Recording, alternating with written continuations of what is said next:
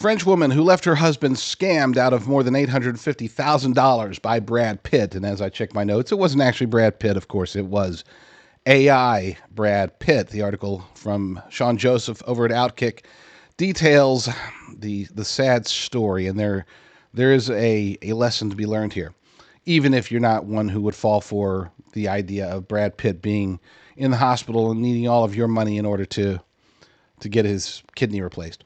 1 minute, you're a middle-aged French woman living your life and minding your own business. The next minute, Brad Pitt is reaching out to you. He's in the hospital. He needs money because of his divorce, and you're his only hope. The only problem is, obviously, it's not Brad Pitt reaching out. He's not sending you pictures from the hospital, and you're not falling in love with the real Hollywood actor. Unfortunately, you've been scammed, and now you've lost your husband and more than $850,000. That happened recently to a woman named Anne, according to reports coming out of France. The woman believes she was in a romantic relationship with the 61-year-old actor who, since we're talking about it, still has his fastball. The story should serve as an example of that. Anyway, back to Anne here. She reportedly divorced her husband and sent scammers who used AI-generated images of Brad Pitt 830,000 euros or $850,000. Now, if you can look on the screen, you'll see, I know there's small versions, but I can tell you this, these aren't great AI pics. I mean, I've seen much better, and the fact that these pics could scam her is pretty telling. And it's not just telling about her. You know, I mean, obviously she was extraordinarily gullible, and there's probably a little bit, at least a little bit of I don't know, loneliness, mental illness. Well, I don't know. I don't know what can compel anyone to do anything like this, but it happened. The money, according to the scammers, was for kidney treatments.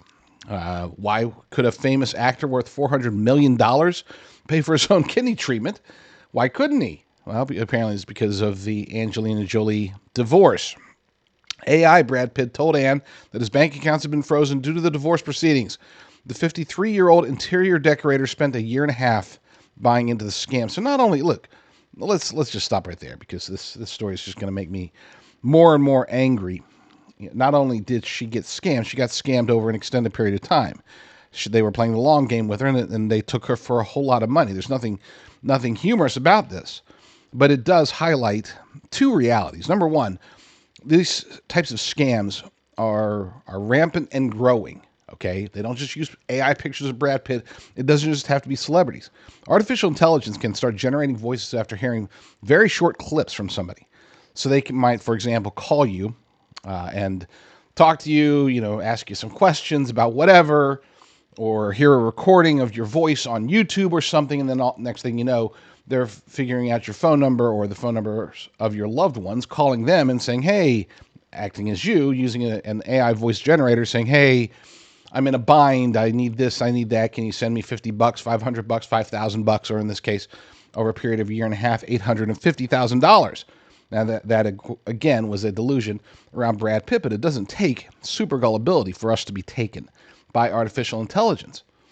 We are also, and this is the part where they keep talking about, hey, we need to set aside a government program that's going to use artificial intelligence to fight fake artificial intelligence that's generating misinformation, disinformation, fake news, lies, whatever.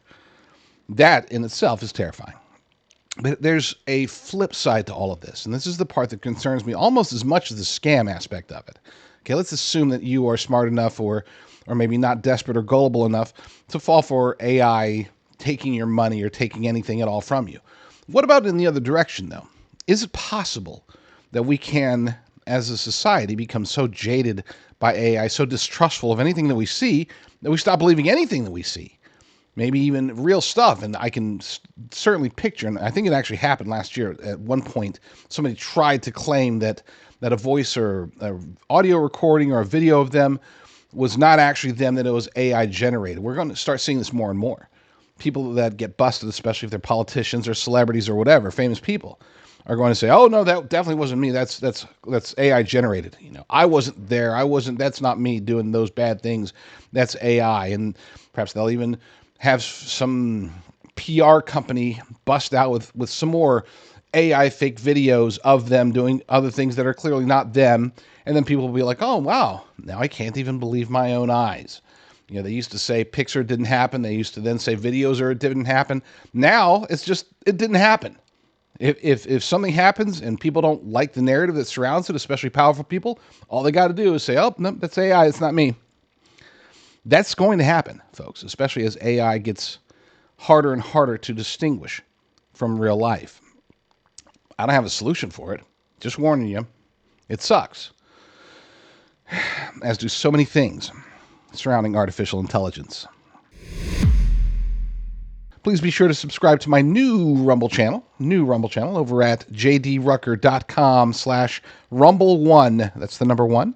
jdrucker.com/rumble1. That's where I'm going to be putting all of my shows going forward.